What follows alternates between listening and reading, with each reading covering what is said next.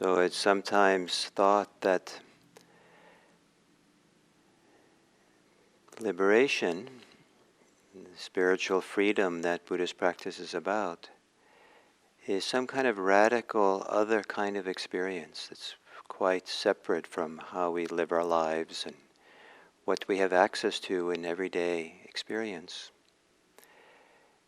But I think one way of understanding it is that it's taking what's quite ordinary and expanding it, developing, letting it grow and flower into its fullness. So, for example, sometimes it's described that a liberated mind is imperturbable, can't be shaken up or disturbed by anything. But I think that everyone, I hope, can in some small way discover how they're unshakable, how the mind is stable and undisturbable in some ways, in some little ways. It could be very, very mundane and trite. It could be as simple as you're looking for your cup and it's not in its usual place. And you don't get disturbed, you don't get upset, you don't get agitated. You just look around the kitchen to look, maybe it's in the other counter or in another room. And in those moments, things are not as the way you wished, the cup was not where you wanted, but there was a ease, a stability, a steadiness, an unagitated state in relationship to looking for that cup. Very simple. Sitting in meditation, can we recognize where there is stability? Can we recognize where there is steadiness? And rather than thinking it's something new we have to make happen and figure out how to do, but rather the recognition. And then with the idea that even if it's a small little kernel, that is what's going to grow and develop. And it grows and develops partly because we do recognize it. We do appreciate its value and usefulness. We make room for that to grow, make room to that to be there as a support for us. And this idea that we're developing supports for practice is an integral part of Buddhist practice. That the way that the language of the Buddha is, he talked a lot about the conditions. It's very rare that he talked about causes, but rather he talked about the conditions that are required for certain things to happen. But they're not necessarily the cause for things to happen, because there's a wide range of conditions that come together. And when they are there, then something in the natural world begins to unfold and to move. So the same thing with us. Buddhist practice has, what we contribute to the practice is we put in place the supportive conditions for the practice to grow. Rather than we are responsible for the practice growing, we're responsible for putting in place the conditions that allows it to grow. And that saves the practice from trying to engineer it, or we're the doer, or the burden of responsibility is up to me to make it work, and figure out what to do.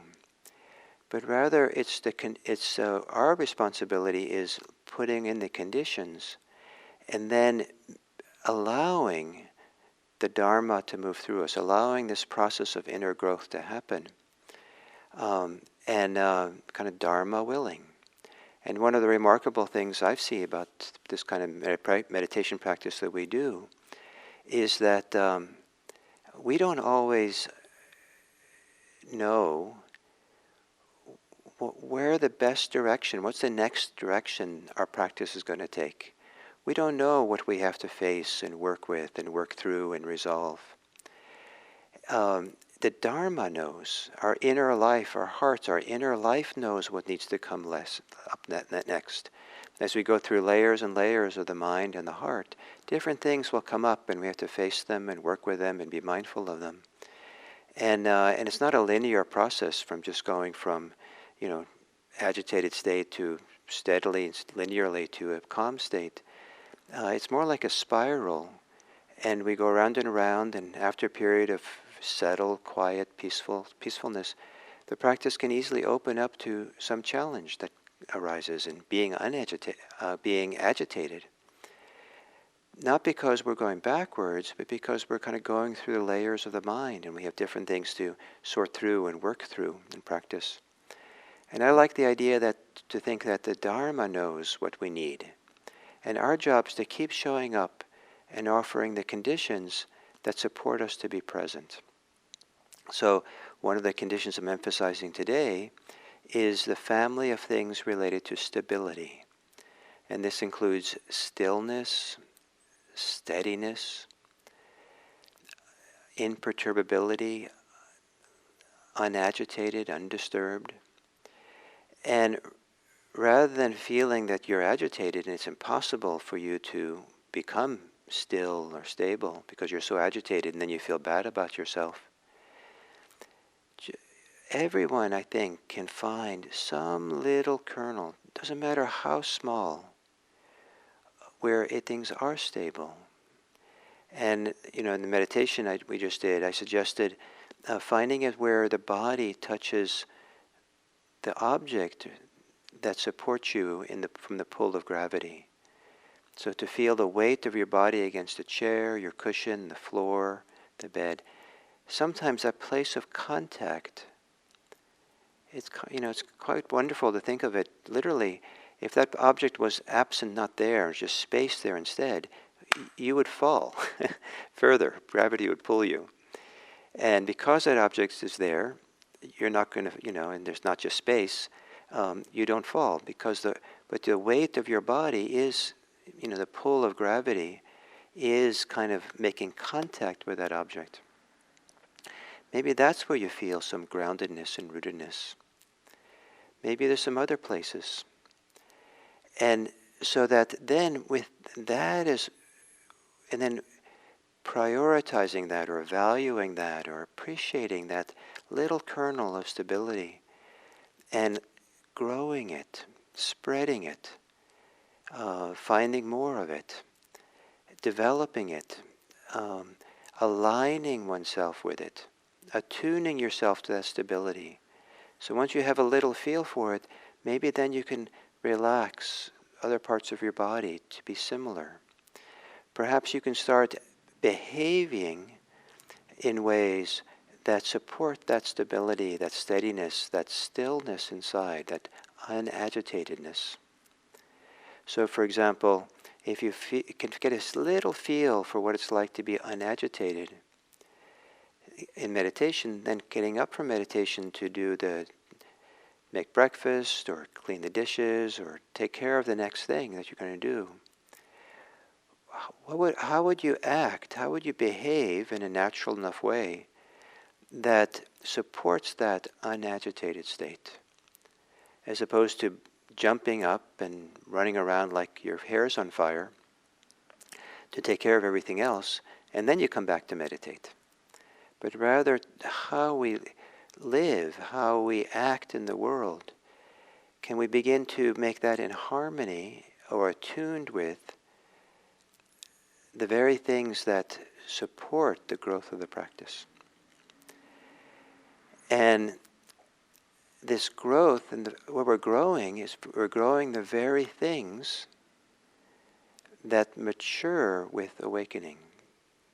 So this stability, steadiness, groundedness that we begin to find in practice, that is what's going to grow until someday, with awakening, with liberation, it has become and grown into an imperturbability. The goal of liberation is found in the mind and the hearts, the body of someone's beginning meditation practice. It's there, but it maybe hasn't been recognized, maybe because it's just a little kernel still, a little seed somewhere. But it's there. And as we settle in and do the practice and follow the instructions that we do, that hopefully we begin to recognize more and more the various seeds, the various supports and conditions that are going to keep developing and growing into liberation. And one of the very important ones is what I'm talking about today, is stability. And I realize that that word might not work for everyone, so that's why I offer words like steadiness, stillness. There's a strong tradition in Buddhism to not use positive nouns like that, but to use, talk about the absence. So unagitated, imperturbable. And so then you're not something you have to be, but mostly something you let go of, to settle into and open up into. And as this imperturbability, this steadiness and stability grows, then a variety of things begin having space to grow more and more. And one of them is, in fact, insight, be able to see clearly.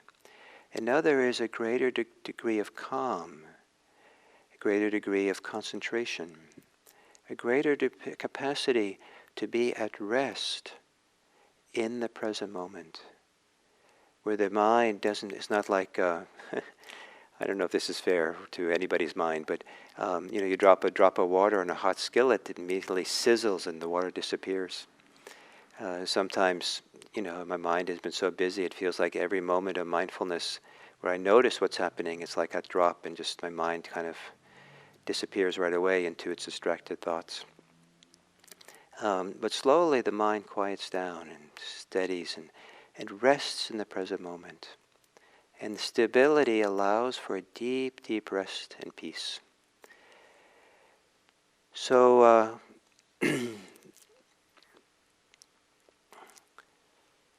and that stability that we're looking at, developing, is the foundation for being able to have a clear insight into that which is unstable. And there's something that's very liberating about seeing impermanence, inconstancy, change. But the usefulness of seeing the changing nature of phenomena increases the more we have this meditative stability. We cultivated a stillness, a capacity for steadiness. So for this morning, for this day, the idea is to cultivate stability. And then at the 4 o'clock talk, I'll give it, talk about how stability then leads to this deep insight into inconstancy. And for those of you on YouTube, for these today, tomorrow, and Sunday, these talks that I'm giving are also part of this retreat that I'm teaching.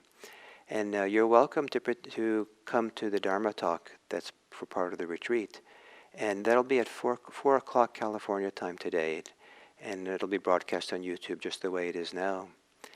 And then you'll get the full kind of package of the 10 talks that I'm giving this week. So may you in the next hours be a explorer and an enjoyer of whatever stability, steadiness, stillness you can align yourself with and be in harmony with and support and allow to grow. Thank you very much.